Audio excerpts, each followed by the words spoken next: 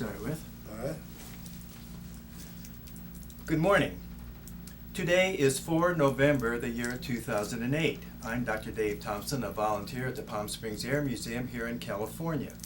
Part of our mission is to record and preserve the history of our country's military conflicts, especially World War II.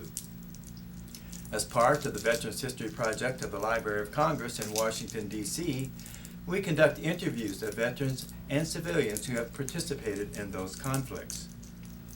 Today, I'm here at the museum along with special guests Peter Telfer, Phyllis Telfer, and Dorothy Tunstall.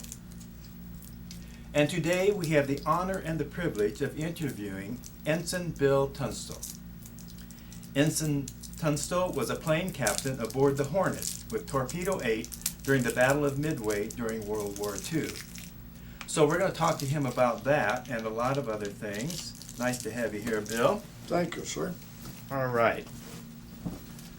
Now let me get you focused in here a little bit. And When do you want me to take my hat off? you can just leave it on. It looks pretty good. I like that navy hat. I'll pretend it's N for Notre Dame, right? Tell me, when and where were you born? Well, I had the privilege of coming on this earth on March the 25th, 1920, in a place called Springfield, Massachusetts. Springfield, Mass. That's a pretty historical place, is it? Tell me a little bit about Springfield. Springfield is in western Massachusetts on the Connecticut River. Okay. And I had the privilege and honor of growing up there. My father, and this was before the main part of the Depression, and my father was a machinist at the Springfield Armory during World War I, which was before my time. And then when I came along, I went to parochial schools and graduated from Cathedral High School in 1938. Okay, let's back up just a little bit and tell me, what was your dad's name? My father's name was Frank Tunstall. And how, go ahead. And he married a wonderful lady named Julia Sullivan. And it was, I'll tell you a little bit of story about that. It was that when her father came over from Ireland to New York, the body of water was known as a shun. And his name was O'Sullivan. When he got on the ship, he went to the captain and he said, "Captain, when we get to the middle of the shun, would you stop the vessel?" "Yeah, Mr. O'Sullivan, what is it?" He said, "I just want you to know that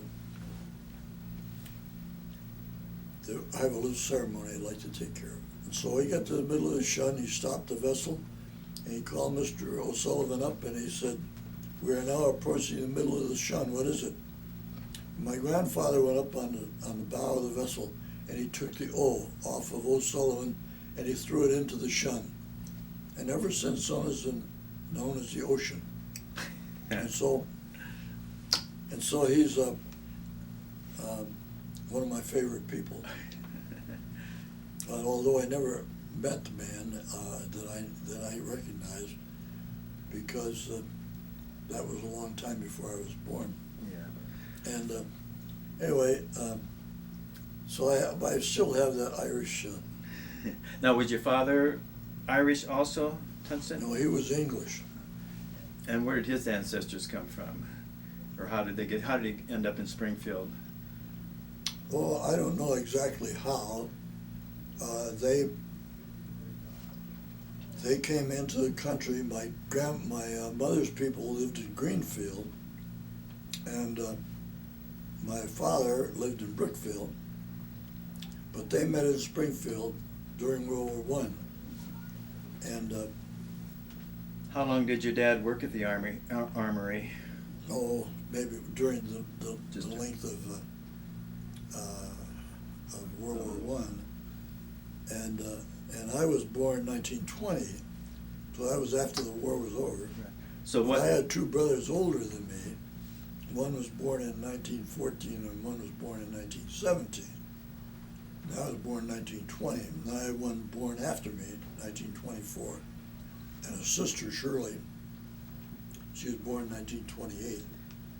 And the names of your brothers? My oldest brother was John. John never got in the military. He worked for Pratt & Whitney and so on down in Connecticut. And my brother Francis joined the Air Corps and flew B-24s over in some place called Italy and in southern Europe, Europe. And he retired from the Air Force as a colonel. And I came along in 1920, and I went to school, and I graduated from high school, and my father said to me, "What are you going to do now?" Well, in 1938, there weren't many jobs around. But I said, "I'm going to go look for a job. Why don't you go in the Navy?" "Why do I want to go in the Navy?" He said, "You wouldn't have to put up with these miserable cold winters." But I enjoy these. Because I did. I enjoyed going skating in the wintertime with some beautiful girl, and hold her hand, she'll hold my hand. We'd skate for an hour or two. In the summertime, I'd go swimming in a nice Massachusetts lake. In Springfield College there, I learned how to swim. And so I had a great time. And every once in a while, I'd say, "Why don't you get out and talk to those Navy people?" "Dad, I don't know whether I want to do that or not."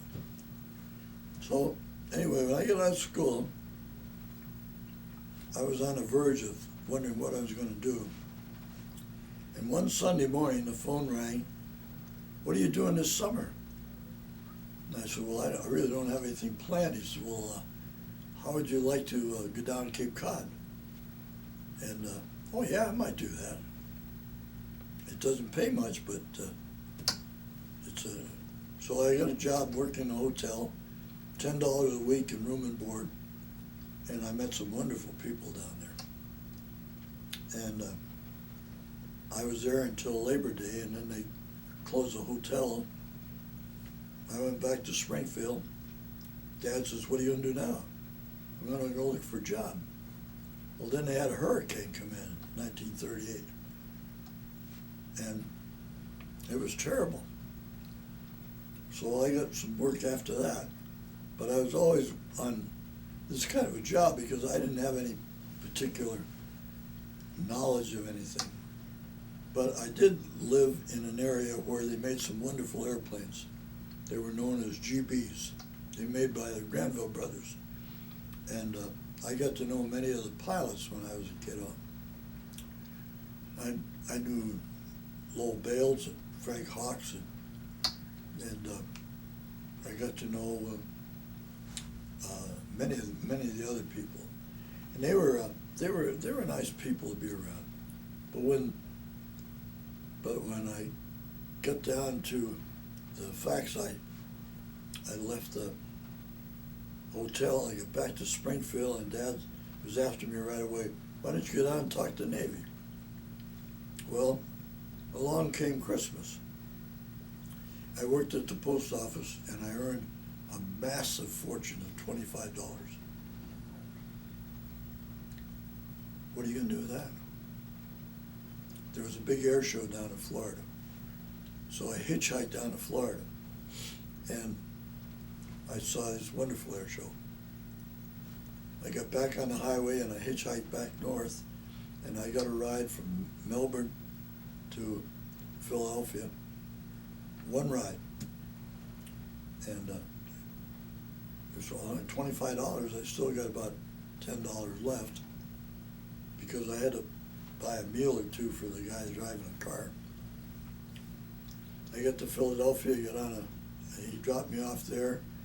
I got on the highway, and it's snowing like crazy. And after being down in Florida in that wonderful sunshine, I remember what my father said. I got up to Springfield, I got up to New York, and I didn't have enough money to get the train out to go up to Springfield. I went over, I knew somebody in the Commodore Hotel. I borrowed $3 from him to get a train ticket to go to Springfield. And the $3 got me there, and I arrived about 1:30 in the morning. Streetcars weren't running. I had to walk 1.5 miles home, and I got home about 1:30 or 2 o'clock in the morning. And my father was up. He worked at Pratt & Whitney down in East Hartford. And he said, "Where have you been?" And I said, "Well, I just got back from Florida." And he said, "Why don't you get out and talk to those Navy people?" Well, I think he convinced me then, after seeing this, and after seeing all that snow. So I went down and I talked to Navy people, and they said, "Well, we're stacked up. We don't need anybody for 2 or 3 months. Come back next week, though." So I went back next week, and I go down from time to time. So that was January. And then in February, about the second week down, "Why don't you get down and talk to those Navy people?" So I went down, and the fellow said, "I'll tell you what, you just took your physical here not long ago, and you passed that, and there are times when we need somebody, and if we have a quota we have to fill, but we have somebody here to fill in. Come back tomorrow." So I went back, 4 people came in, they passed their physical, "Come back next week." I went back next week, 3 came in, 1 guy came in on crutches, "Get in there and take your shirt off. Get in there and raise your right hand." I do. I called my mother, "I won't be home tonight." "What do you mean won't be home tonight?" "I'm in the Navy." "You're in the what?" Huh. That pleased my father. He didn't have to feed me anymore. So I wound up down in Rhode Island at Newport. And I went through boot training for a shortened period because the fleet had come around from the West Coast into the New York area. And so I was down there, and then I was selected to go to a school down in Norfolk, and I went to a machinist mate school, and I learned how to run millers and shapers and that sort of thing. And that went on all the summer long, and until about September, at which time, when the school ended, I was put aboard a ship along with some other people who were graduated from that class, and we went around to the West Coast. And one of my friends and I decided what we would do would be to get aboard a ship a cruiser called the Chester, which was a heavy cruiser. And the heavy cruiser was a beautiful ship. It had 8-inch guns. It had 3 turrets, 2 forward, 1 aft, and three guns in each turret. And it had anti-aircraft guns in it. And now, after going to the school, I'm now a fireman 3rd class. So I went aboard the Chester, and they put me in a fire room, and I worked in the fire room I maintained a boiler. And when the ship was underway, that was my job. And I got tired of that. I never saw anything because I was down in the ship. And but there were 4 airplanes on the ship called SOC-1s. That's S, Scout, Observation, C stands for Curtis. And so the SOCs were up there, 4 of them. And so I got to know the senior aviator, and I got to know the chief up there. And Did they catapult those off the yeah, ship? they catapulted them up. And so anyway, they had 2 catapults on one on each side. And so they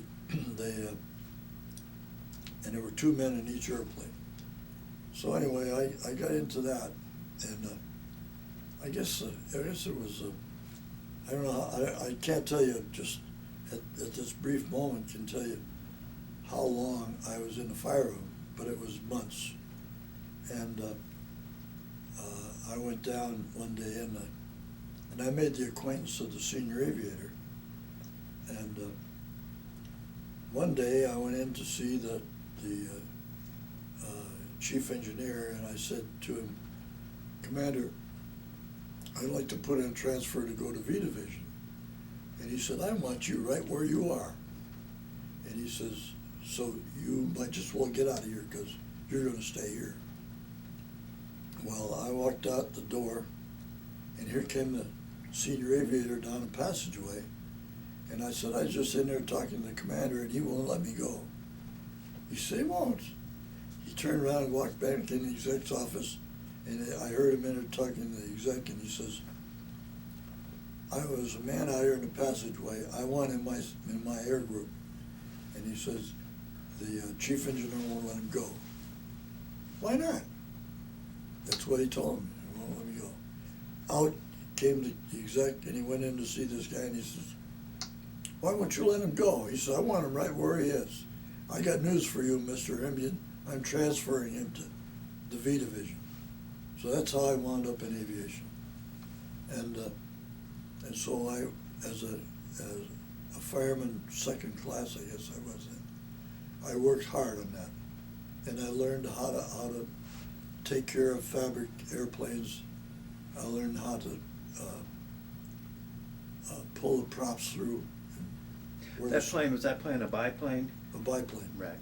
A seaplane with a Yes. wingtip had floats and a main float.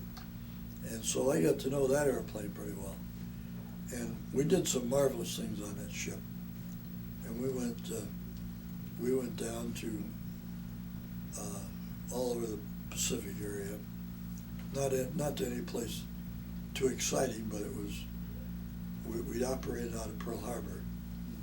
And it was kind of, it was difficult to explain because we were limited in our time.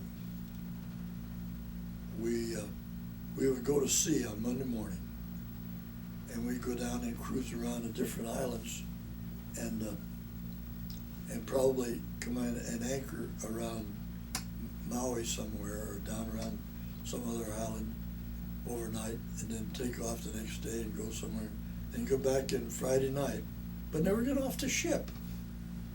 And you didn't get liberty, and the ship was made into two groups, port and starboard. The port had two groups, and the starboard had two groups. So there's four groups. So you never in the ship, there was always that anxiety about the service in the ship. So anyway, we would come into Pearl Harbor, say on Friday night, and not get off the ship. And then we'll say on Saturday, after captain's inspection, you got off from about, say, 10:30 till 6. And it's a long way from Pearl Harbor down to Waikiki Beach. So you hardly ever get to see any bow legs down here. And so if you didn't get there on Saturday, you were in the port, and the other group would go off on the next day from after church service until 6 o'clock. And you had to be back on the ship. And then the Monday morning, you go to sea again. Well, you know, there were times on that ship when there was something going on in that 1941 period when we found that we would be alerted at something like 6:30 in the morning and go to general quarters for an hour before, right after reveille. And I got tired of that baloney. And I had a leprechaun that sat on my shoulder, and he whispered in my ear, and he says, "Get the hell out of here." And I said, "Why?" "Don't ask questions, just get out of here." So I went around to the senior aviator, and I said, "What are chances of you moving off of here and going somewhere else?" He said, "I don't know of any." And I said, "Well, I'd like to go back to the States for a while, as I've been out here for months and months." And one day he came over and he said, "You still want off the ship?" And I said, "Yes, I do." He said, "Well, I'm forming a new aircraft carrier back in Norfolk. Would you be interested?" And I said, "Yeah, I did duty there in Norfolk. Went to school there. How would you like to go over there?" "Fine, that's a lot better than being here," which it was. As much as I enjoyed the atmosphere and so on, it just didn't feel very friendly because I never got to visit anybody. So anyway, I wound up over in Norfolk on the Hornet and get into what they call TBDs, which was a Douglas Devastator. Now I'm in a different kind of an airplane. Instead of a 9-cylinder Pratt & Whitney, we're on a 14-cylinder Pratt & Whitney. And I can still tell you the firing order for a 14-cylinder engine. If you can't add 9, subtract 5. So the firing order was 1, 10, 5, 14, 9, 4. And just go around, see? And it's every so many hours we had to, flying hours, we had to take the caps off and adjust the valves. And so that's how I got to know all that. And so we flew the TBDs, and we made a trip. We were down there in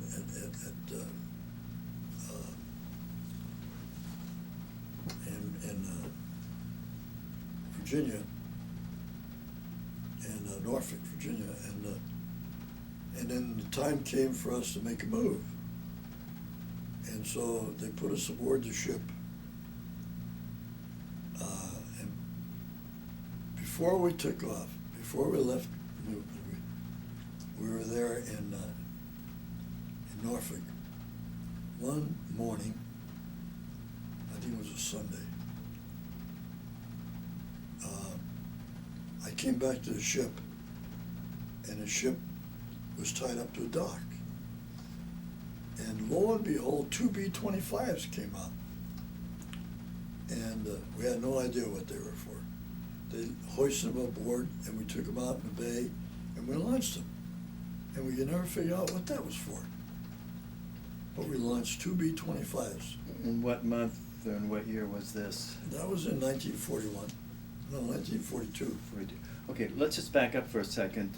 Do you remember what we were doing December 7th, 1941?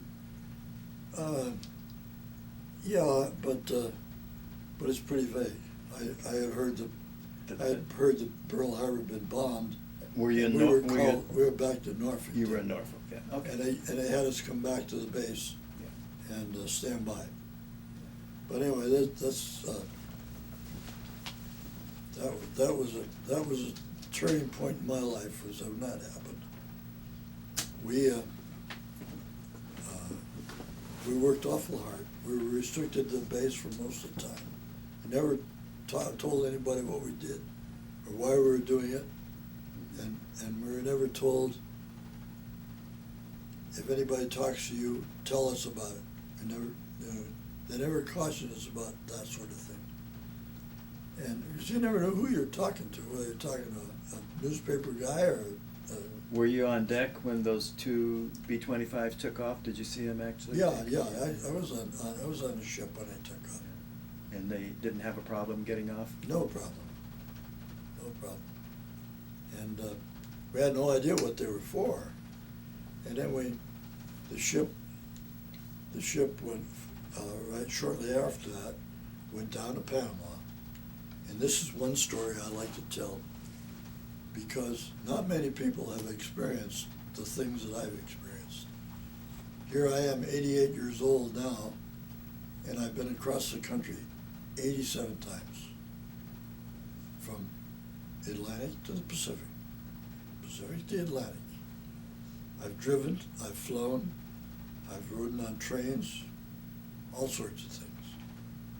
But one time, I went from the Atlantic to the Pacific in 15 minutes. Can you beat that? And so people say, how'd you do that?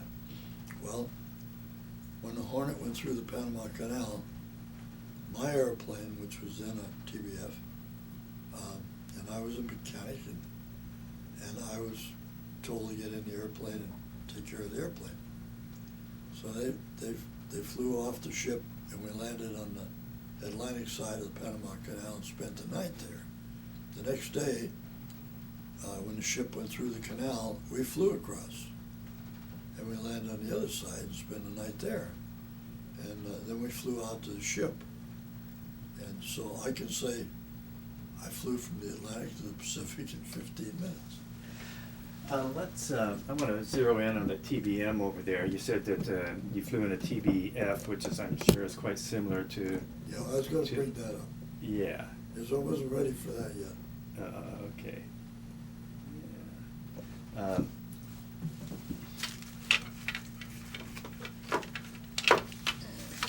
I'll let you kind of point to the picture over there, maybe. I was gonna.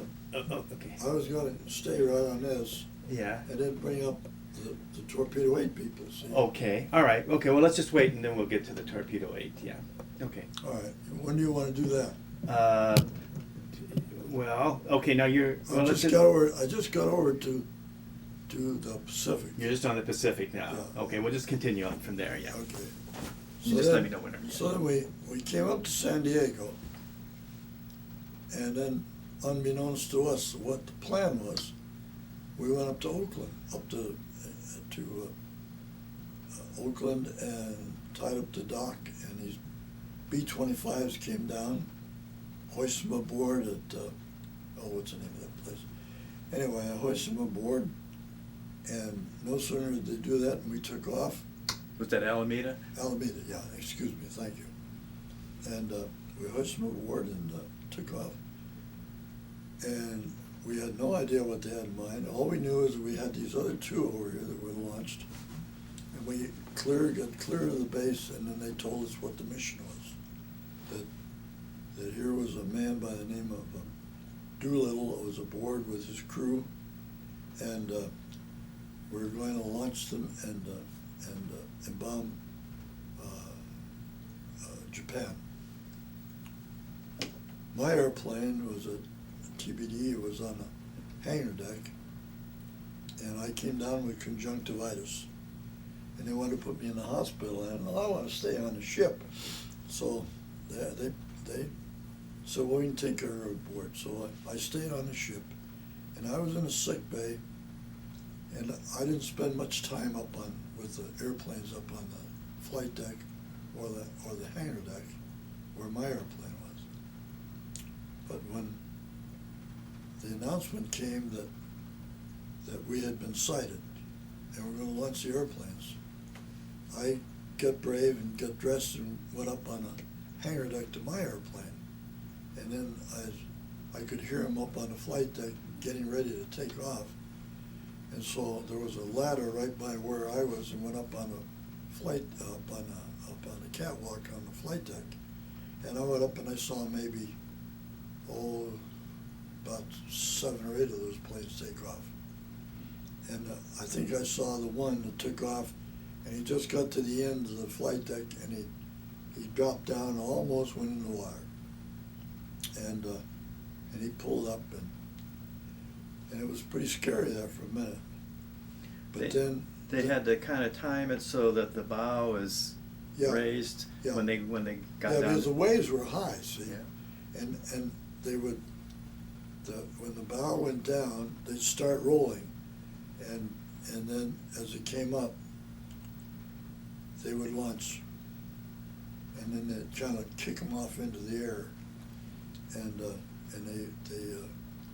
they flew off that way.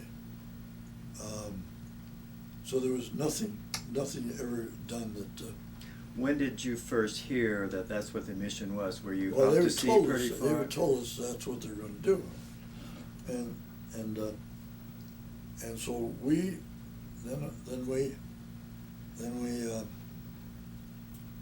after the aircraft, the B-25s took off, the planes were set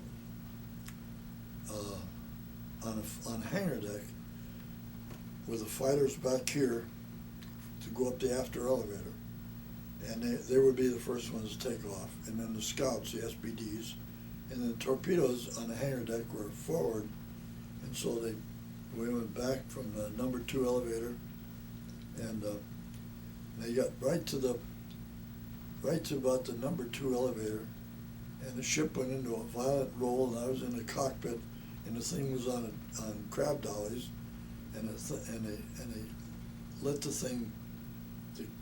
They abandoned the airplane and left me in it, and the thing went into this big roll, and it went over and crashed into the side, and the wing came down and smashed part of the cockpit enclosure.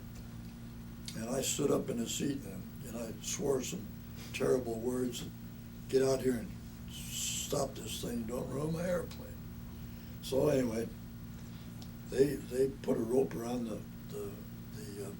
wheels on the dolly, and then they pushed it off to the side because it was damaged.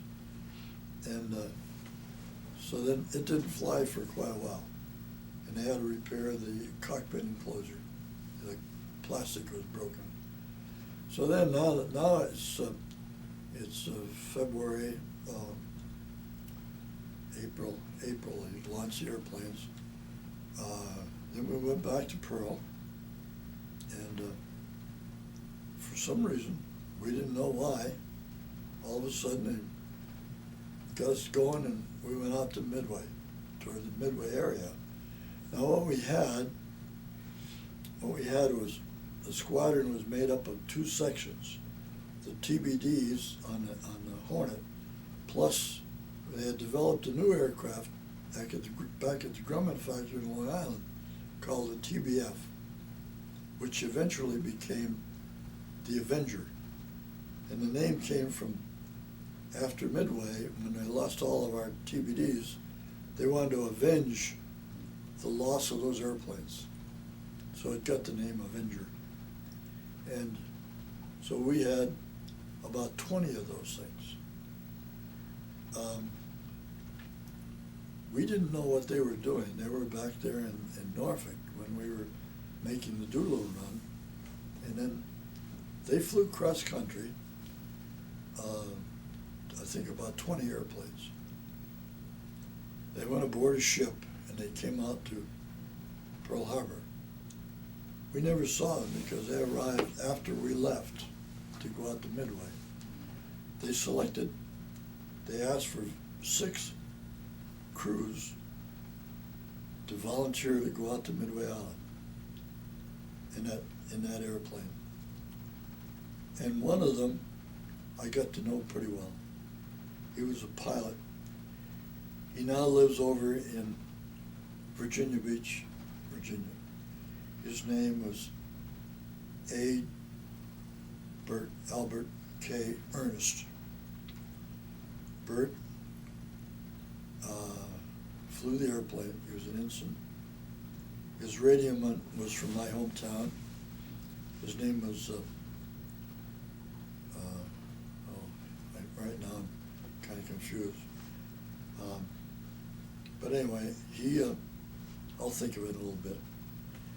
And he flew that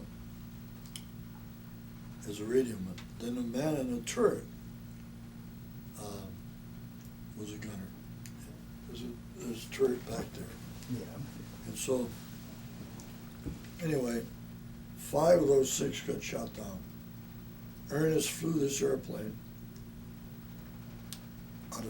and his airplane was all shot up. Shot out the hydraulics, the tail wheel went down, and my radioman friend was down in the bottom, and he couldn't fire the gun down there because when that tail wheel went down, it blocked his vision, and the Jap fighters came up and they just beat the devil out of that airplane. And Bert was flying this thing on the tabs and the throttle. He had no compass, he had no nothing, but he's still flying. And he's over 100 miles from Midway Island. And he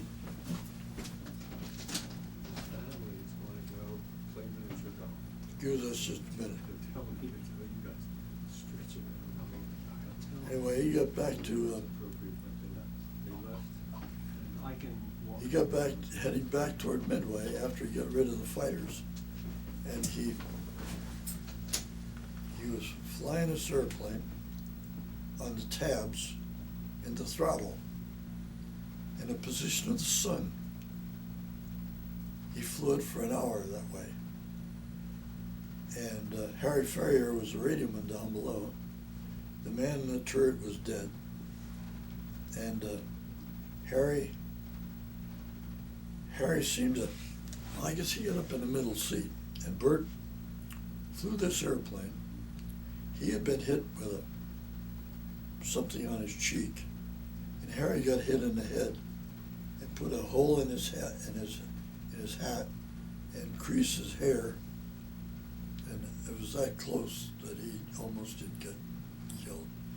So he flew this airplane for an hour that way. And he got back to Midway Island, and from what I understand, he circled the island, and they waved him off. And to tell you what he said was, he didn't have a radio. He just said, "To hell with you guys, I'm going to take this thing in." He came around, he pulled the emergency release on the landing gear, and just one wheel went down, and the tail wheel was down. And he landed the thing on a stick control and tabs. He landed it, cut the throttle, and pulled it off to the side. And somebody said to him, "What'd you do that for?" He said, "Well, I didn't want to block the runway." But he was an ensign then. He now lives in Virginia Beach. He retired from the Navy as a captain. He is now 93 years old. And he is one of the most wonderful people I ever knew. And he and I got to be good friends through the years, and I still call him up maybe once a month. Let's take a look at that TBM right now that he was flying. It'd be a good time to talk about that just a little bit. Yeah. That's pretty dark, isn't it? Yeah, those are different. Well, I'll tell you what, let's just, here, let me bring it up here, and then you can just, just point out the, sure, the things on it. Yeah, that's good, I got it in there. Can you see that? I can, yeah, that's fine, yeah. All right. The carried torpedoes, where would down in there? These were doors that opened up this way. And it carried a torpedo or a bomb or whatever in there. Yeah. The pilot was here. Mm-hmm. This was a seat that had no gun on it, but it had a passageway that went down to the bottom. Mm-hmm. And there was a man in the turret. Yeah. Harry was down here in the bottom as a radioman, and that's where his radio gear was. Oh. The gunner was up here. He got killed, and Bert flew that airplane. I don't know how many hours he flew it, but he flew it back to Midway Island, which was over 100 miles or so. Was he out looking for the Jap fleet? Yeah. Oh yeah, he did. I'm sorry, I meant to mention that. Mm-hmm. He made a run with his torpedo, and he dropped the torpedo, but I don't know whether he didn't know whether or not he got any hit or not, but he dropped the torpedo manually out of this thing. And when he got back to Midway, had they already attacked the island, or yeah. Yeah, they attacked, and so I saw that airplane after we got back to Pearl Harbor, and believe me, it was all shot up. But it was a remarkable airplane. And that's the plane that. And what we did after Midway, we lost all the TBDs. Right. Then we reverted to these things.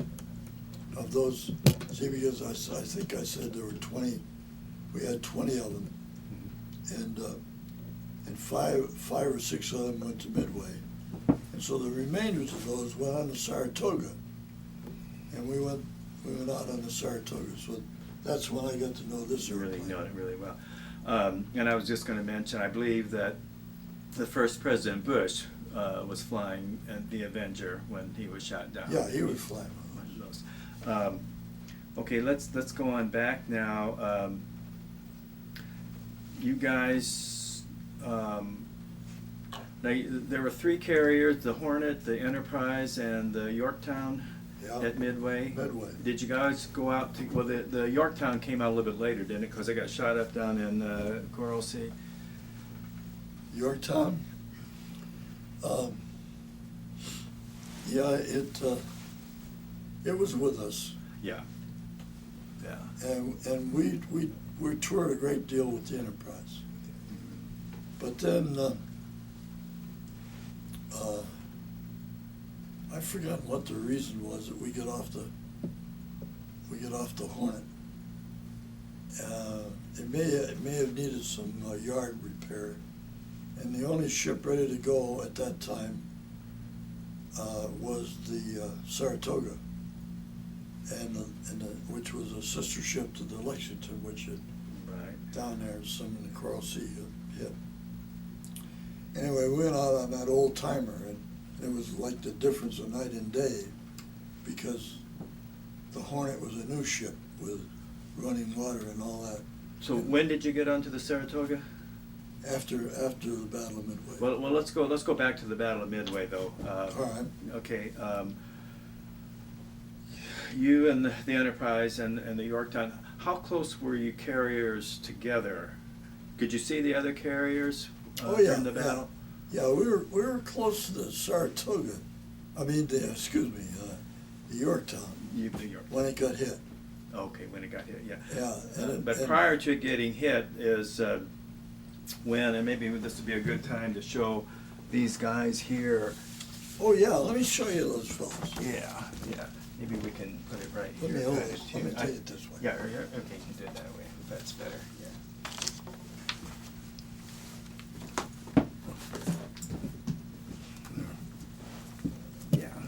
Yeah, that's a Life magazine. That's Ensign Gay. Tell me a little bit about him. Well, George was an ensign, and I flew with him.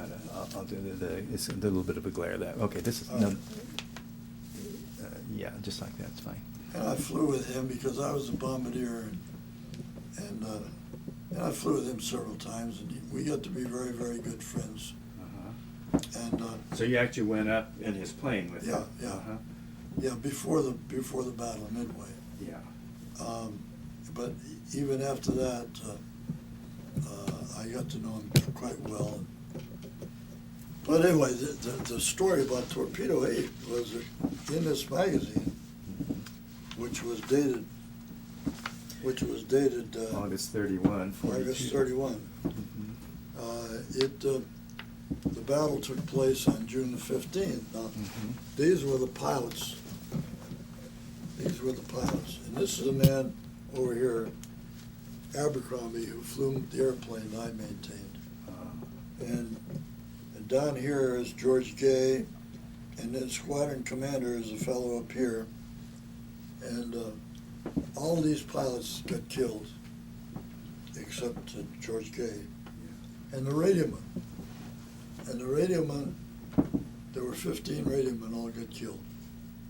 And the radio in my airplane was a man by the name of Bernie Phelps. But I look at this picture and I can tell you stories. Like this man over here is George Campbell. And I mentioned that I had been across from the Atlantic to the Pacific. He's the man who flew the airplane that I was in. When I flew from the Atlantic to the Pacific in 15 minutes. So anyway, these were very, very part of my life. And I have this magazine and I treasure it. And I get it out every once in a while and look at it and say a good word for those guys. Here's the commanding officer of the squadron. His name was George Waldron. Waldron, right? Yeah. John Waldron. Yeah. John Waldron. Yeah, and there's in that article, I know there's a poignant letter that he had written to his wife just prior to the battle, and Yeah. about how he impressed on these guys, whatever the case, go in. Yeah. And they and tell us why. I mean, most people feel that their sacrifice led to the victory because it gave the dive bombers the ability to come in without much opposition because they were dealing with Waldron's guys. You know, I should be able to make comment about that, but Waldron was quite a man. He wasn't the kind of a man that would come out and talk to you, but you know, personally, and say how are you and so on. He'd come out and say, do this and do that. I think he was a graduate of the Naval Academy in days gone by. He was a lieutenant commander and a fine man, and he was a good leader. And he took those airplanes out and he did what they were supposed to. We don't know whether or not they got any hits or not, but I'll tell you this, that I recall before they took off, Waldron and the air officer were standing over by the island on the Hornet, and they were arguing. And I found out later on what they were arguing about was that Waldron was telling the air officer, no, you're wrong. The Japanese fleet's over this way. And the air officer said, no, they're over here. Well, the air officer went over there, and Waldron went over here, and he found the Jap fleet. And he called in the attack planes, and it was because of Waldron they were able to find the Japanese, and they sank 4 aircraft carriers, I think. Yeah, they did 3 initially, and then 1 a little bit later. Yeah. Yeah, and the problem is that it should have been ideally it's a coordinated attack where you Yeah, got your that's right. torpedo bombers coming in low, the dive bombers, and then the fighters keeping That's the right. other fighters off of them. And of course, like you said, the other planes were all somewhere else, so these Yeah. guys went in real slow, and they didn't really have a chance. Well, yeah, but they called in the other airplanes that were back there. Yeah. And when they came over, and they're the guys that following the instructions of Waldron, they bombed those and as the fighters, the Japanese fighters, attacked them. Yeah. But there weren't many of them around because they had been out taking care of the torpedo bombers. Right, exactly. And so that's the reason that they won the battle. Yep. Tell me what it's like when you're waiting for your plane or planes to come back, and you're waiting, and when do you finally realize they're not coming back? You just keep hoping, and then finally the word comes out, they're not coming back. And then you just kind of go off by yourself and watch the ship in the water, and you think about your pilot and Bernie Phelps, and Bernie Phelps, the radioman in my airplane,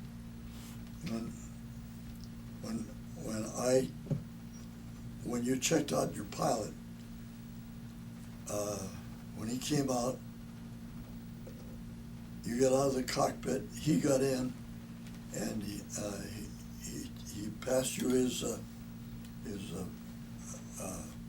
board that he kept his information on, and then you had to tell him how much fuel was on it and if there was anything wrong with the airplane and so on, and you wished him good luck and give him a pat on the shoulder or something.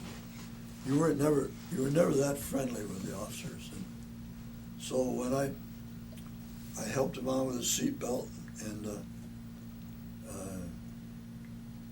wished him well and get down off the airplane. As I was going down the right side of the fuselage, Bernie stuck his head out and he said, "Hey, Bill, in case I don't come back," he says, "here's my wallet." He says, "I was in a poker game last night and I won a few dollars. If I don't come back, see that my mother gets this." I thought, "Oh, Bernie, you'll be back here in an hour, so put it back in your pocket." And he did. And I never saw him again. But I still have that one thing in my mind, that he didn't go back. And he was a nice guy.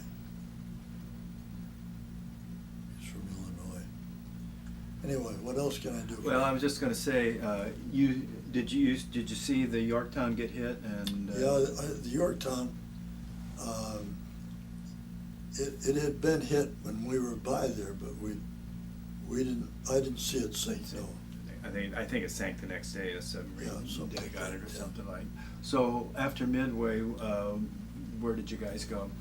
We went back to Pearl Harbor, and then of course we're the only torpedo squadron now because of the TBDs, or TBS rather, and they were getting ready to do some other work, and the Saratoga was ready to go.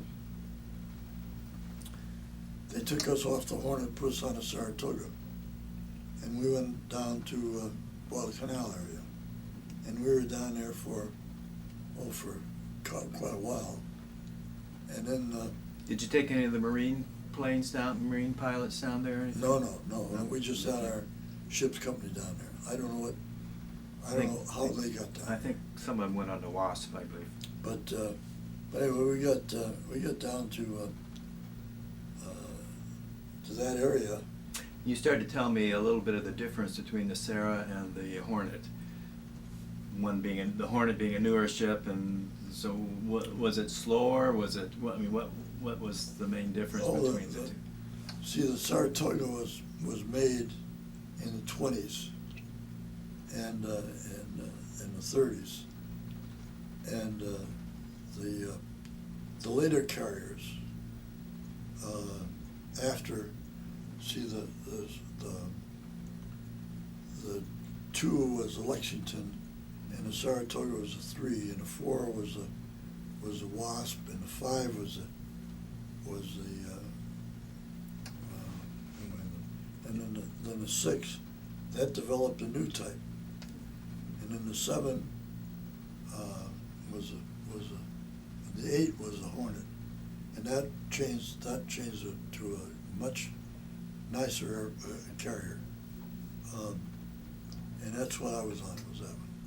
It was brand new when we were on the first one, and then after that they came out with the Essex class, and which were bigger, but the Hornet was a marvelous ship.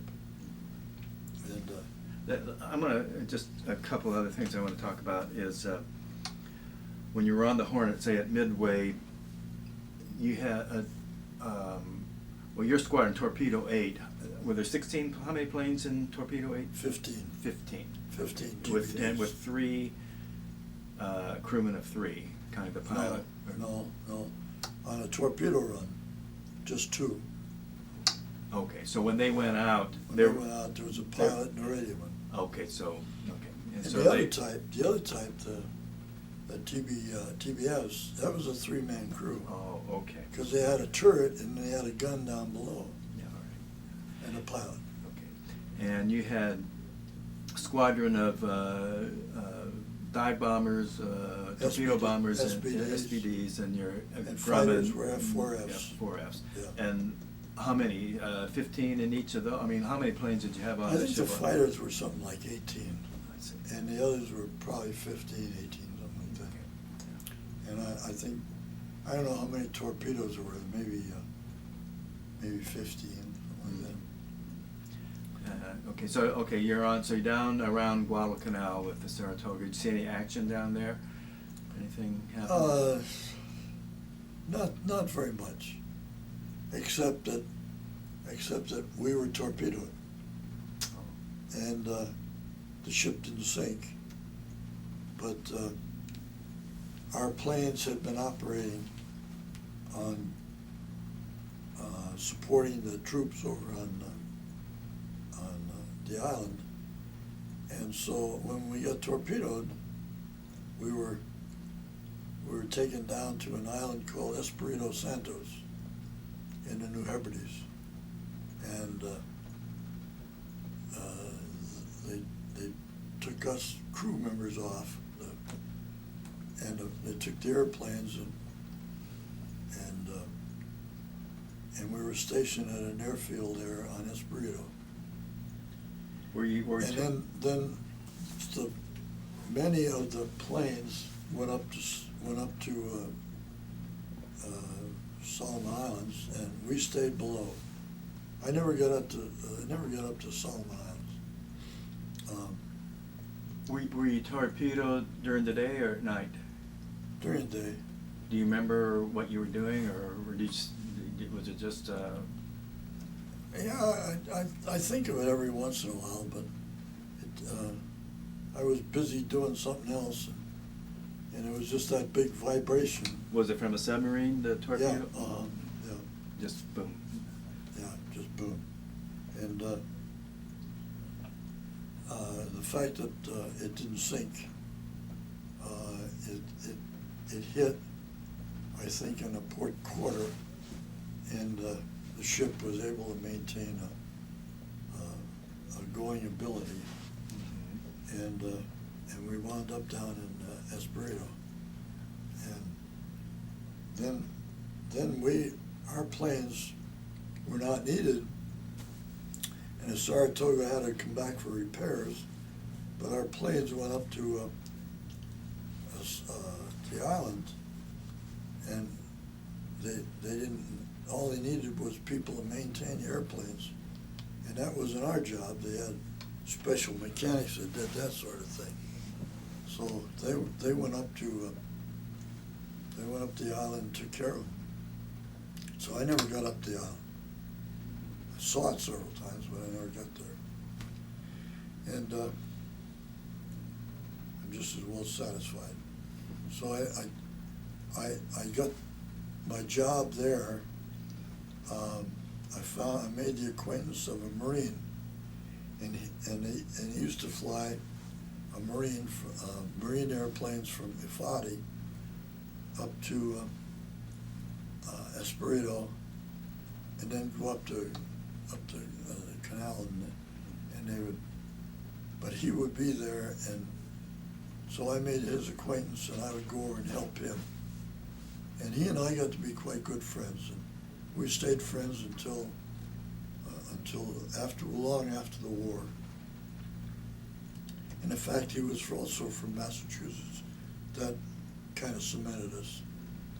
And I've even forgotten his name, but he was a great guy. Let's see. Let's take a break here. I'm going to have to change tape for a second. You doing okay?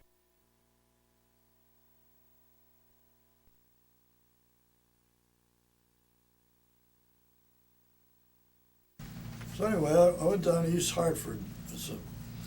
I took this application down for a job for my father, and the girl introduced me to the employment manager, and I went in, and he said, "Sit down." And so, "What may I do for you?" And I said, "Well, I just came down, I just hitchhiked down from Springfield, and I have this application for a job for my father." And I said,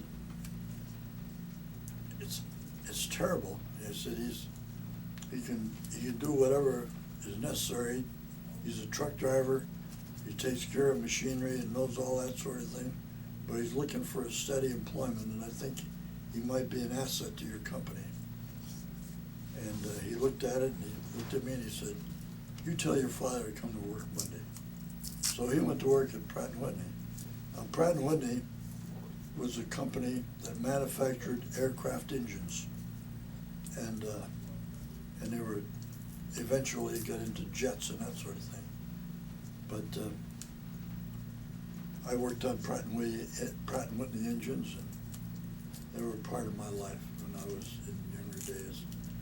But I wanted to ask you, when you were growing up, do you remember the house you lived in, where it was, what street it was on? oh yeah, several of them. We would move quite frequently.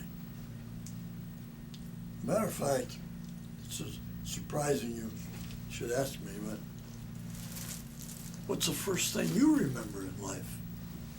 And I remember the first thing I did. We lived in a place called West Springfield, Massachusetts, and I was sitting on the porch, in the back porch, second floor, 4 years old, 1924, and this big silver thing came flying down the Connecticut River.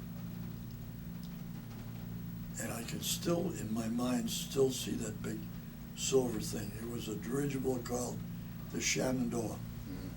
And it later crashed down in New Jersey.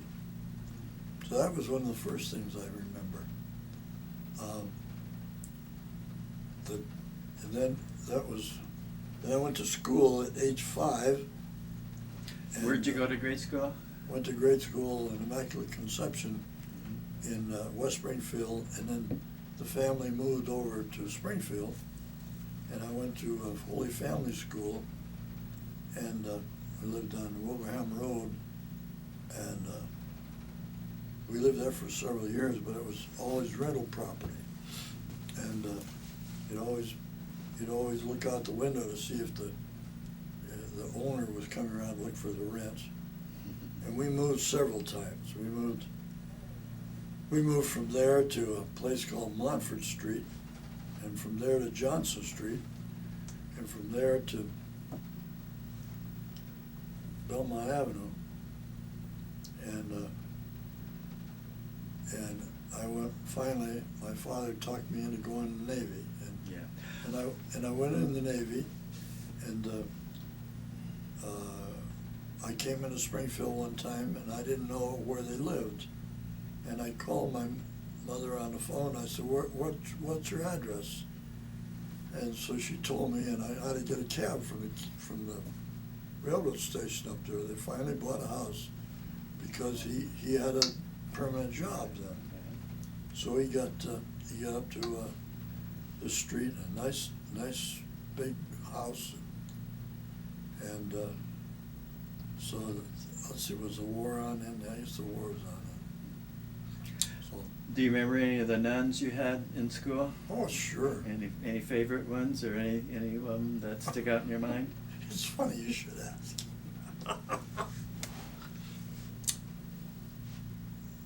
The one that befriended me was Sister Mary Augusta. She was a sister of St. Joseph. And I had her in the 3rd grade and the 4th grade. And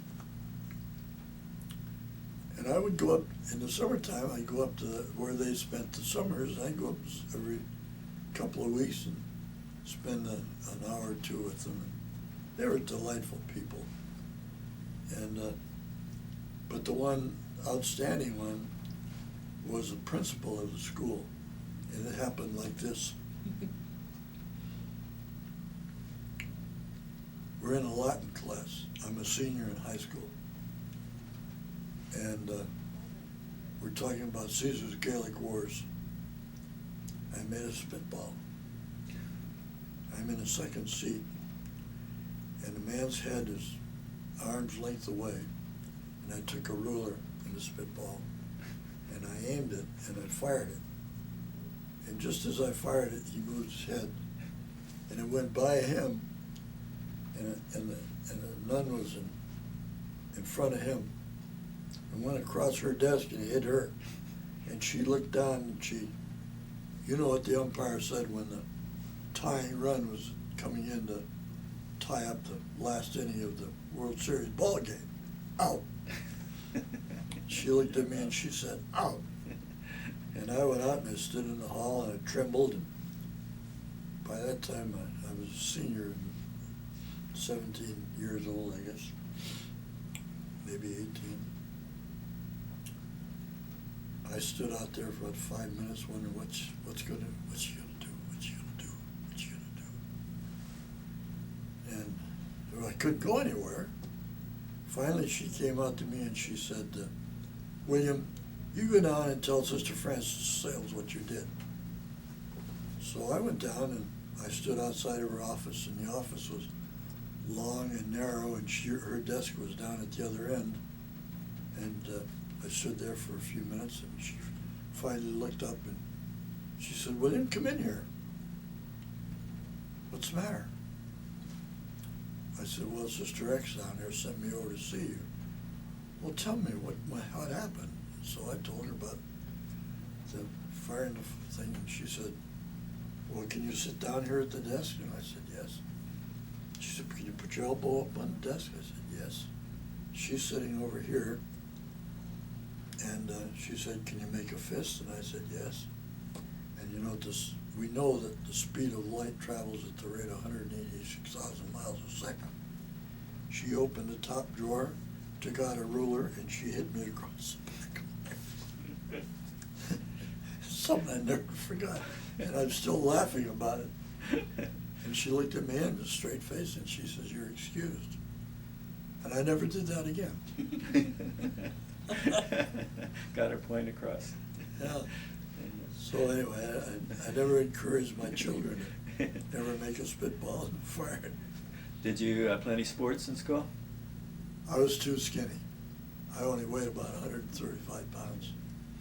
Did you follow any sports teams? Did you like sports? Oh yeah. I went to school there at the Cathedral High School, and I was fortunate to know many of the people that I went to school with were selected to go to college. Like, for example, Angelo Bertelli. Notre Dame All-American He went to quarterback. Notre Dame All-American quarterback. And there was another one, Milton Pepple. He was a fullback at Notre Dame at the same time, and All-American. And so I knew these two fellows. And Did you follow any of the Philadelphia A's or Phillies or? Oh, I'm glad you asked me that. My grandmother, lived in a town called Brookfield, Massachusetts, which is west of Worcester. Worcester. Yes, in Worcester. Worcester. I still say it the way they do, Yeah. which is east of Springfield, about 30 miles. And I used to spend I had pneumonia when I was in my younger days. And so I'd go out to her place, and my grandfather and grandmother lived in Brookfield, and they were nice people. And I was out there one time, I picked up the Worcester Telegram, and, hey, Graham, yeah, look, the Philadelphia Athletics are coming to North Brookfield. She says, so what? I said, I've never seen a big league ball team. I'm going to go up there. How you going to get there? Well, I'll walk up there. It's only about 3 miles. I'd rather you didn't go. I said, Grandma, I'm not going to be disobedient, but I said, you better not go. The day came, and the paper said, today is the day the Athletics are coming to North Brookfield. And Graham, I don't want to be disobedient, but I'm going to go. And I put my clothes on, and I went out the door, and she called me back and she said, William, if you see Mr. McGillicuddy, tell him hello for me. I said, you knew Connie Mack? And she said, we went to school together. Okay. So, I don't know how I got up there, but I think I hitchhiked and got a ride.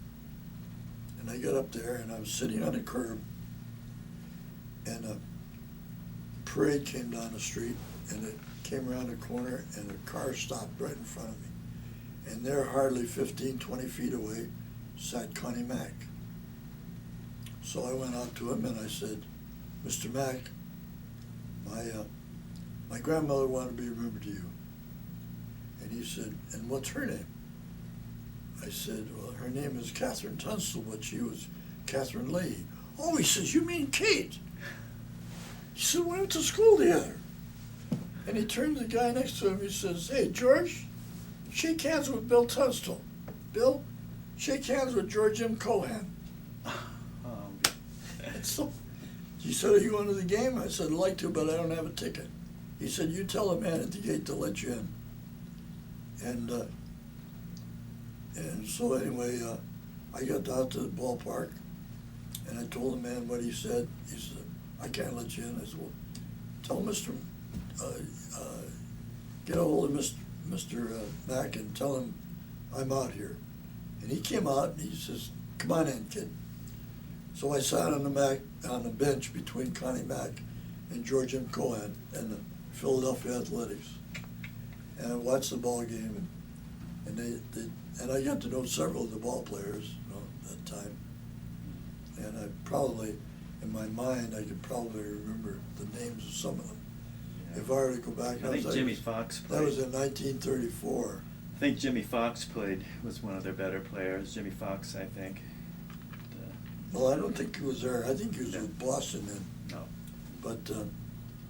But anyway, I know there were some others. Yeah. Maybe I'll go over and get the newspaper sometime. Lefty Grove, maybe. Lefty Grove, yeah. Yeah. Hey, so anyway, I got to meet Connie Mack. That's Connie, quite a story, yeah. Yeah, he said it.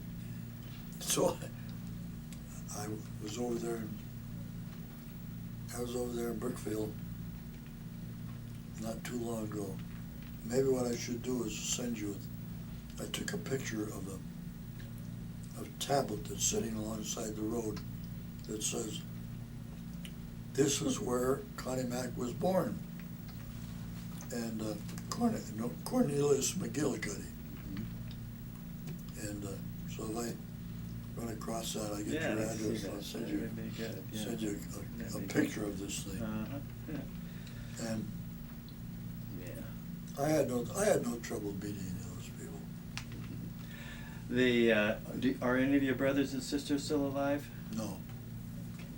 And what did you kids do? You said you liked to go ice skating and stuff. What else did you kids do for fun when you were growing up? And did you have odd jobs when you were a kid? Yeah, I got to shovel snow in the wintertime. I went skating, and I'd find some pretty Italian girl to hold her hand, and I still talk to her. She lives down near Boston now. Yeah. Her name was Fran Dolan. Her name is now Fran Dolan, and she was Frances.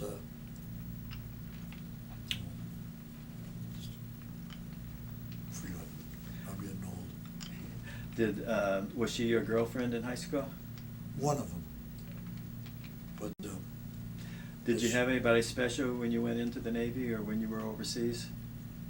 not really. Not till I met my girlfriend. I met my wife. When did you meet her? After the war? No, during the war. She was a wave. Oh, yeah. Yeah, she was a wave, and we met in Seattle. Well, let's.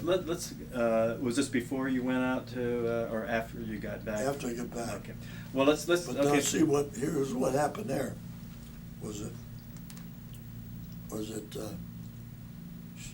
She was a cute little girl, and we had similar ideas, and we became very friendly. And after about a month, I asked her to marry me, and she agreed to. So I went up to the office, and I asked for 5 days leave to get married. And the lieutenant said, "Why do you want to get married?" I said, "Well, I finally met the girl I'd like to live with." And he said, I'd rather you didn't. I said, I'm just asking for 5 days leave. And so anyway, I was denied. But he had an assistant, and he came around, he said, hey, Bill, and he says, I know your problem. Give me a chit, I'll sign it. So I gave him a chit for 5 days leave. And I went on 5 days leave, and I came back, and Mr. Martin looked me up, and he says, I told you you couldn't go on leave. And you did. You went over my head. I said, I didn't mean to. I said, but I get married. And he says, if you wonder what's going on here, you've been transferred. He says, they're forming a squadron over here, go over there.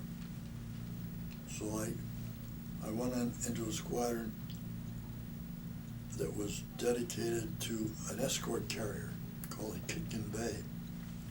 Would you believe they made 50 aircraft carriers in Vancouver, Washington in a year? 50 aircraft carriers. And they were just small ones. And would you believe I came back, and the next thing I know, I had to tell my wife I've been transferred. Well, she's still in the Navy, see? And it wasn't very long. I was transferred from Portland to Seattle to Astoria. And from Astoria, I'd go up to Seattle every once in a while and fly up there and see her. And then I got transferred to San Diego. And the ship came around, and we met the ship, and we went out into the Pacific. What was the name of that ship again? Kitkin Bay, Kitkun, Kitkin Bay. And it was a CVE 55, I think. The Jeep carrier. Jeep carrier. And we went out and we went to the invasion of Saipan, Tinian, and Guam. And we wound up, we went down Esperito one time. I got to go back over to where I was living there in 42. Then we went up and we went over to the Philippines. And we took General Dugout Doug up there. And then we went to Lady Gulf, and that's where we met the great big Japanese battle fleet. And we engaged them in a battle, and we had FM2s, and they were called, the TBFs were called TBMs because they're made by another manufacturer, General Motors. Yeah. So I had TBMs. But I want to tell you about this this fighter. The Wildcat was an F4F8. Excuse me. Excuse me. It was an F4F8, and I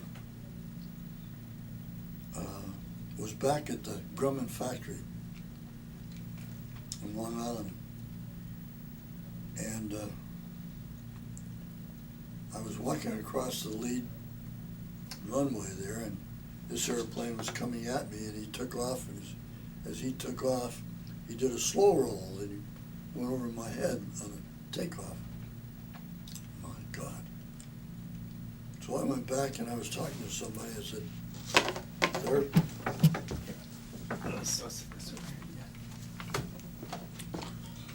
Yeah, that airplane, that's really something. He said, yeah, they're building that, they're going to call it an FM2 by General Motors. Well, I got into the squadron and down in Astoria. And I was talking to the squadron commander who was a lieutenant commander, and he said, I said, what kind of airplanes are we gonna get, Commander? He says, we're gonna get, I'm trying to get F-6F. And I said, you wanna put that big airplane on that little tiny carrier? He said, why not? Why not? I said, how about an FM2? What in the world's that?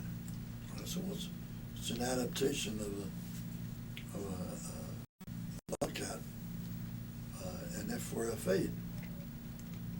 And he said, I've never seen one. Well, one day, two of them came in. I ran up to the squadron, and by now, I'm an aviation mech first class. I ran up to the office, and I had charge of the night check crew. And I used to teach kids something about airplanes. Anyway, this airplane, two of these airplanes came in. I ran up to the office and I said, Commander, look out the window here. There's that FM2 I was talking about. He grabbed his helmet and goggles, he ran down and he borrowed one of these airplanes, he took it out for a ride. And he came back and says, that is one hell of a good airplane. So, he borrowed the thing and he flew it down to California. And he looked me up and he says, oh, he says, that's something we've got to get. So, we did a marvelous job with that airplane. And unfortunately, I knew something about it, and they were brand new. Anyway, Did you have, when you were on that ship, did you have a plane that you took care of at that time too, like you did on the No, I was in charge of maintenance crew. I see. Did you guys have any kamikaze attacks? Funny you should ask. Yeah, we were out in the Pacific up there at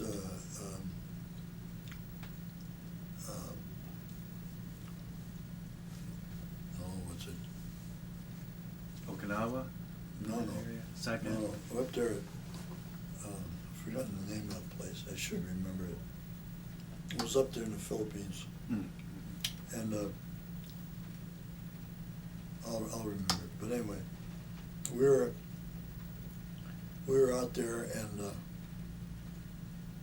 we were with some other carriers, maybe 3 or 4 of these escort carriers. And that was when the kamikazes first started in. And I was standing up on the flight deck, and I saw about these 4 airplanes come in across our bow at about 2,000 feet. And I heard a talker say, hold your fire, those are Army P-40s. And I called up the bridge, and the captain was up there. And I said, Captain, there hasn't been a P-40 here in about 3 years. And he turned to one of the air officers next to him. He says, hey, Sully, what are they? Christ, he says, those are Zeeks, which are Japanese airplanes.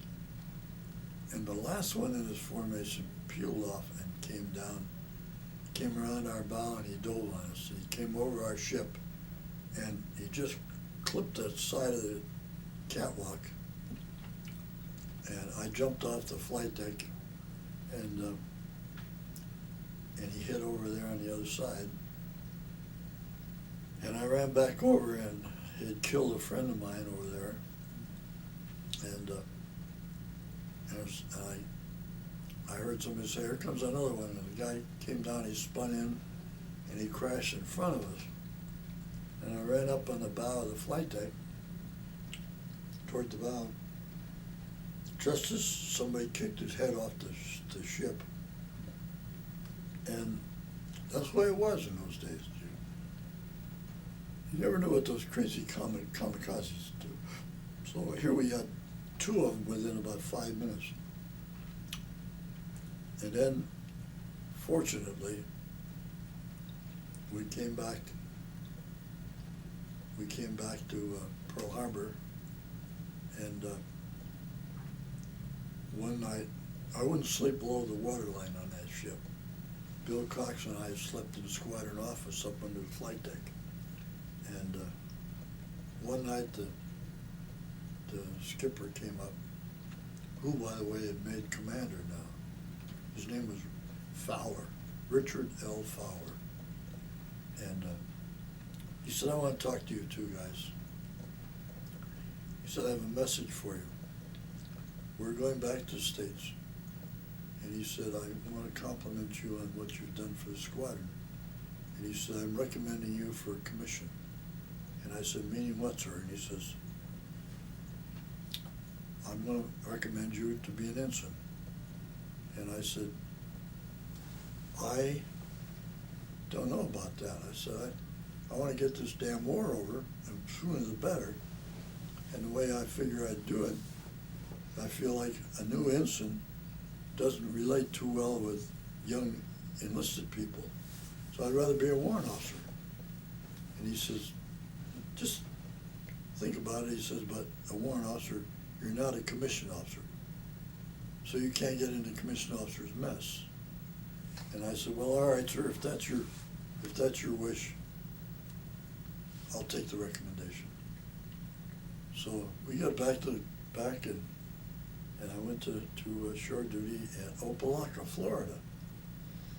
And he had recommended me for this commission. And one day the chief came around, he said, hey, Bill, he said, could this be you? And I said, what's that? He says, well, it says here that William Tunstall has been promoted to ensign. Could that be you? And I said, could be. He said, why don't you go up the office and see if that's you. So I went up there, and sure enough, it was me.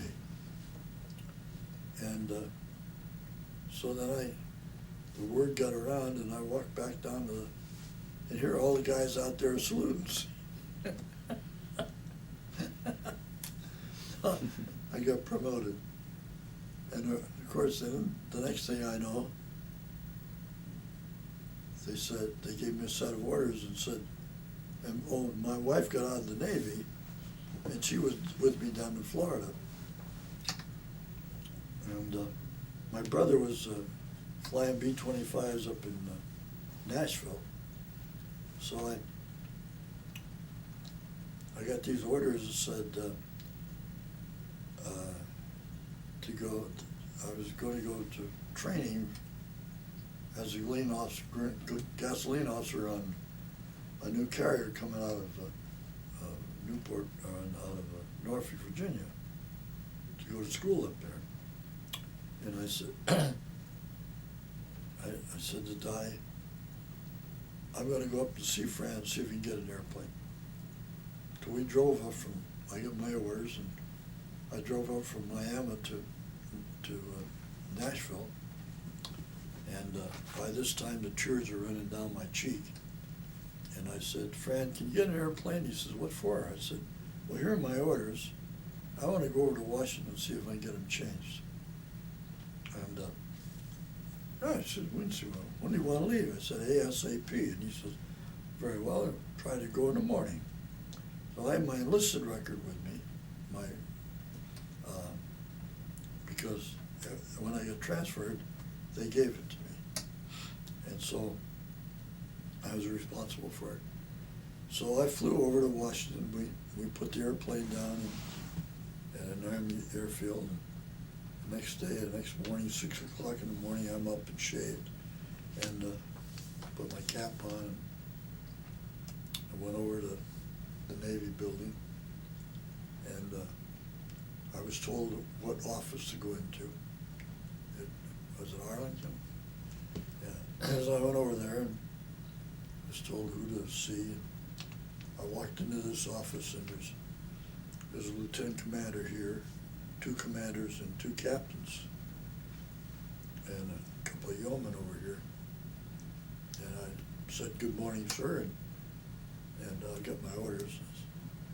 What may I do for you? And I said, sir, I just received these orders.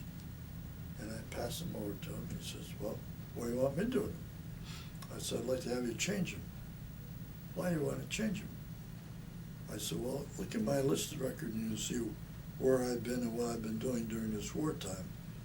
And I just got back from a trip over to the Lady Gulf in the Philippines, and I want to get that changed. And he looked at it, and one of the other officers says, what does he want? He said, what do you want? I said, well, I want to get the orders changed.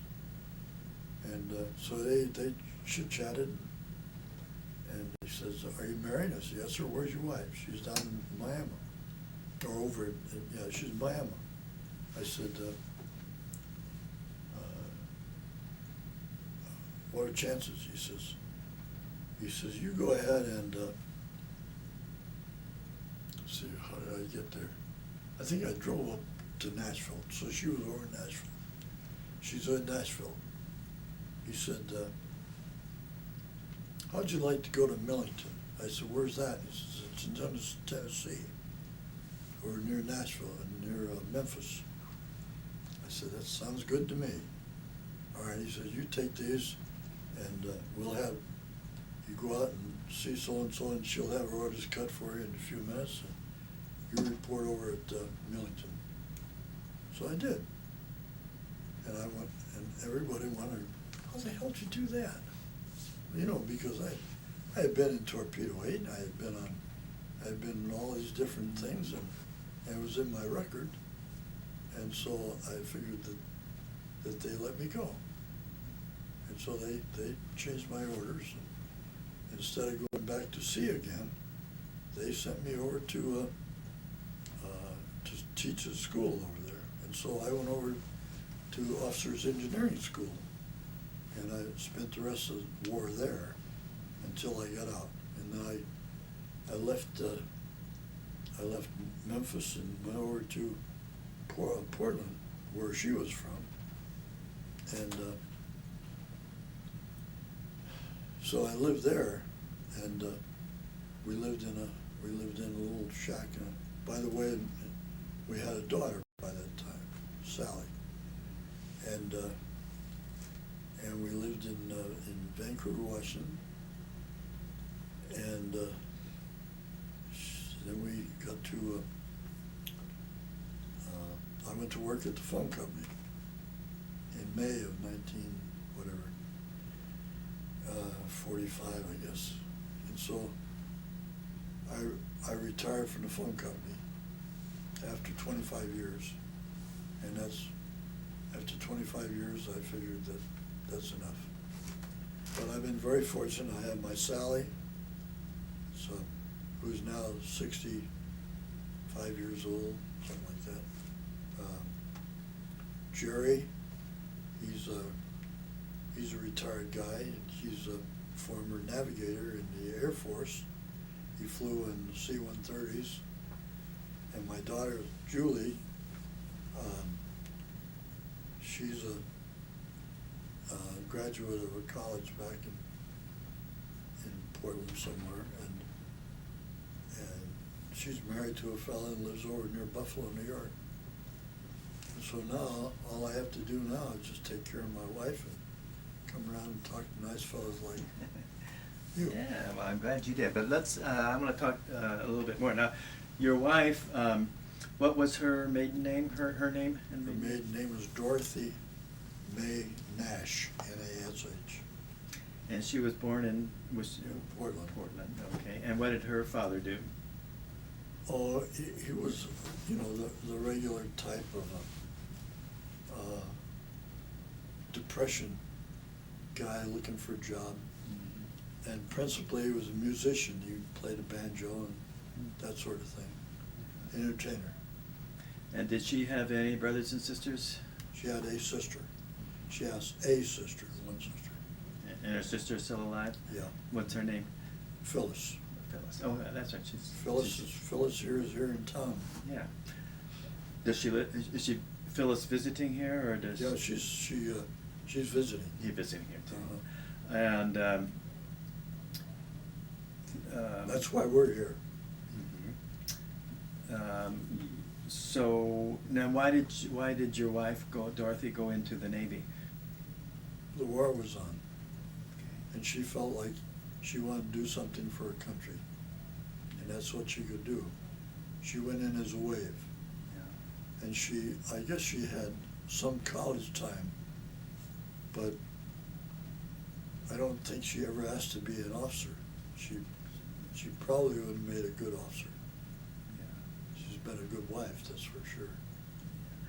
And so, you guys lived in Portland all your life, pretty much?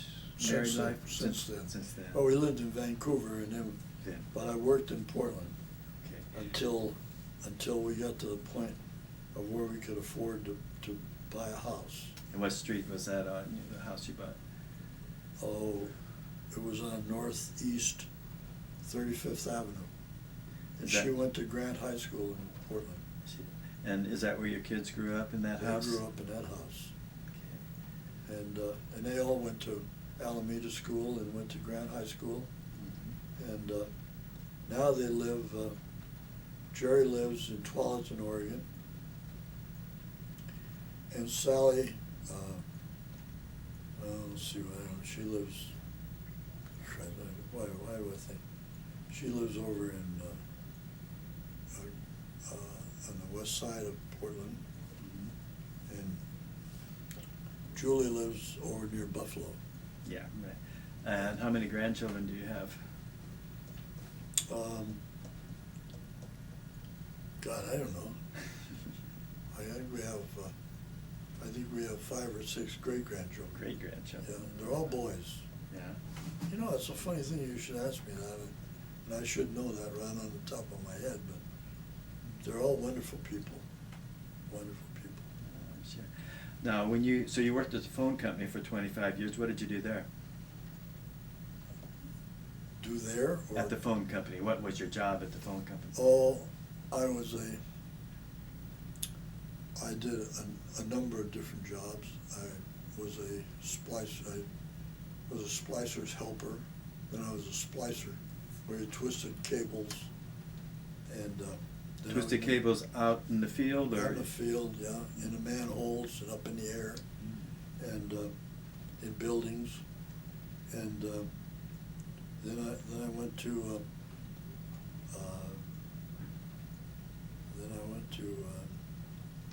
I was there quite a number of years. Then I went. I guess I just got tired of being outside in the rain, so I became a line assigner, and I worked inside then. I assigned telephone numbers and took care of books and that sort of thing. I thought you said something about that you had done some teaching too. Yeah, I did limitedly, but not anything that was, you know, I did the teaching when I was in the Navy. Oh, okay, that's when you were, right, yeah. And Because of that was something that corresponded to my activity. I could tell you how to take care of an airplane, tell you how to check valves, tell you how tire pressures were and that sort of thing, and how to maintain an airplane, where to put the gas in. Well, I know pilots that I've interviewed, they said we just flew the plane, but it really wasn't our plane, it was the chief mechanic's plane. Yeah, that's right. But that was my responsibility. Right. And whenever that airplane would fly, it was my duty to tell the pilot how much gas went on it, which, and every time it came back in, you've always filled the tank right to the top. So you tell them how much gas was in it. All the tanks were full. But now I remember one time, I had a Lieutenant Larson. He was a pain right here. And he came in and landed one time.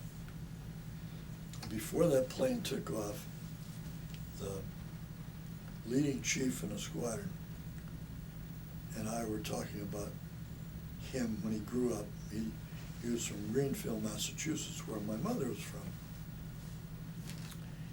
And we were talking about this airplane,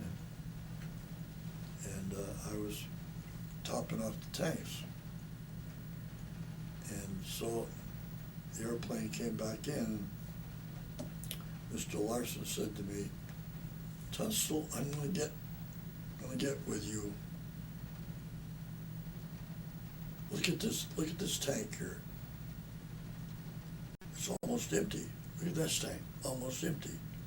You didn't top off these tanks." I stood up and I hollered for the chief. And I said, so that he could hear me, I said, "Hey, Chief, what was I doing before this airplane took off?" He said, "You were telling me about Greenfield." I said, "That's right. And what was I doing?" He said, "You were filling up the tanks."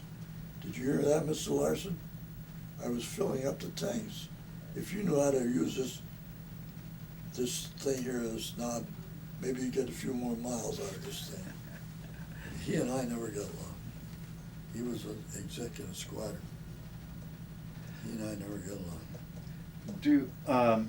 Would there ever be times where you thought that the plane maybe not is ready to go? I mean, maybe there's That was my duty to see that it was ready to go. And if it wasn't, you would If it came in and somebody had a complaint about something, then I would have to see that it was repaired. If I couldn't repair it, I'd get somebody on the maintenance crew to do it. But who would make the decision, okay, this plane can't go because for whatever? It wouldn't be up to me, it'd Would be it up be to somebody them. else? Yeah. But my job was to maintain it in flying condition. And when you were working and raising kids, did you have any hobbies, or did you play golf or any sports or things that you like to do for fun? Oh, yeah, I guess so. We traveled quite a bit, and I tried to get my family interested in all sorts of things around our neighborhood. And there's so much to do in Oregon. We would go down to the beach. We'd go to Mount Hood, and there was skiing and sliding and all that sort of thing. And then we'd get on to Crater Lake, and we would go, travel. And like I say, I don't know how many times we drove to California. We drove to the East Coast. We were going all the time. And I think my family appreciated it. Do you and your wife still travel pretty much? Do what? Do you and your wife still travel some? We're down here now? Yeah. Sure. Yeah,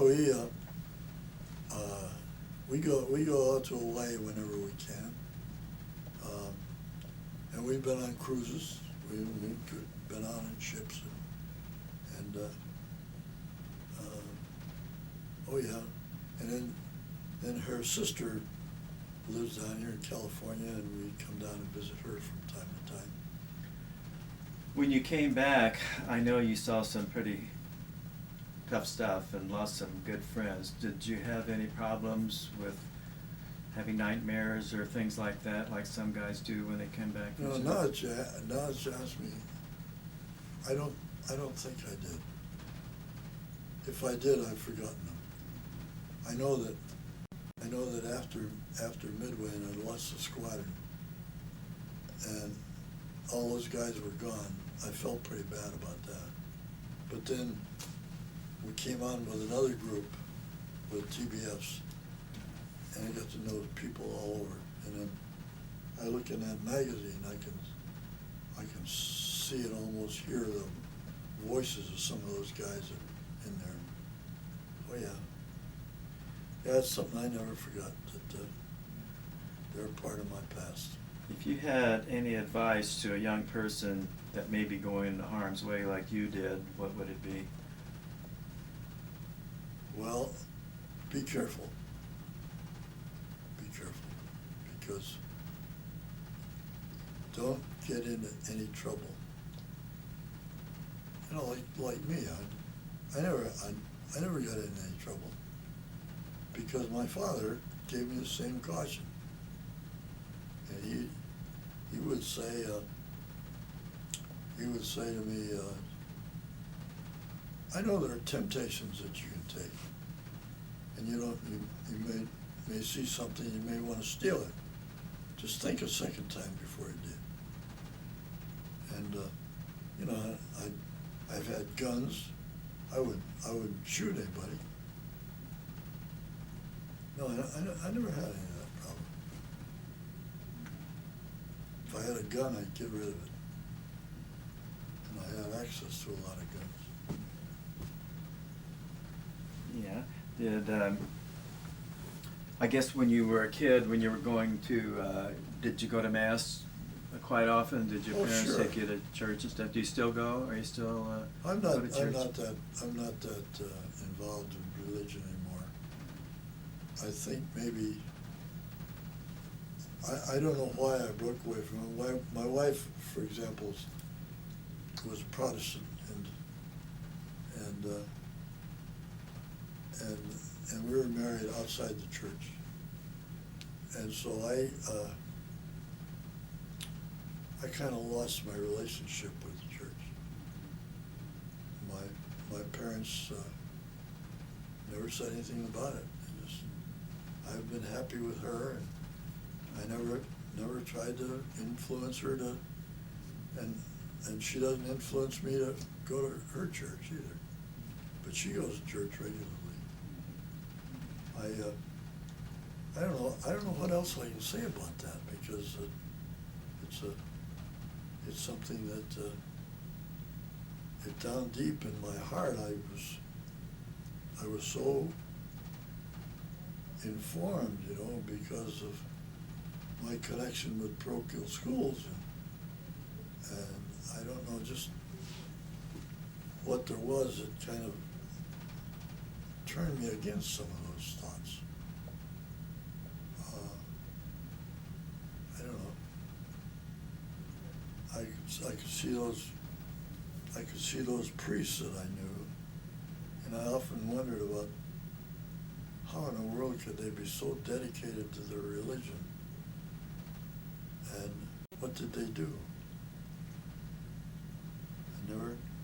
And the nuns the same way, but they were so dedicated to what they were doing.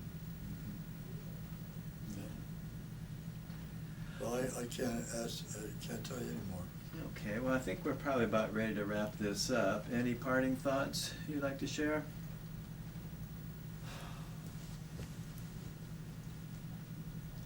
Yeah, I appreciate you having me here to do this, and I hope that I can have a copy of it. Oh, you will. And if you want to make a copy of it to distribute somewhere, fine. Yeah, we'll have one. And then there's I don't think I have much else to say. I think I've talked long enough. I know that there are probably other things. I don't know how much longer I'll be around at 88 years old. It's like you're going strong. I'm doing my best, you know, and I can reach over this way, and as long as I can feel a bump there, it's when I reach over and I don't feel anything, then I'm going to worry about it. I might worry a little bit, yeah. Well, Bill, I want to thank you for your service to our country, and thanks for coming in and sharing with us today. Thank you very much. Thank you for Yes. having me. Okay, it's our pleasure, I tell you. I'll drink to that. Yes, well, I should say.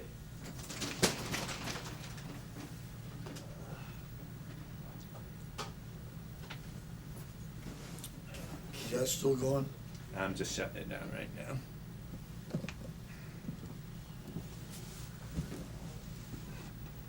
I was drinking this and I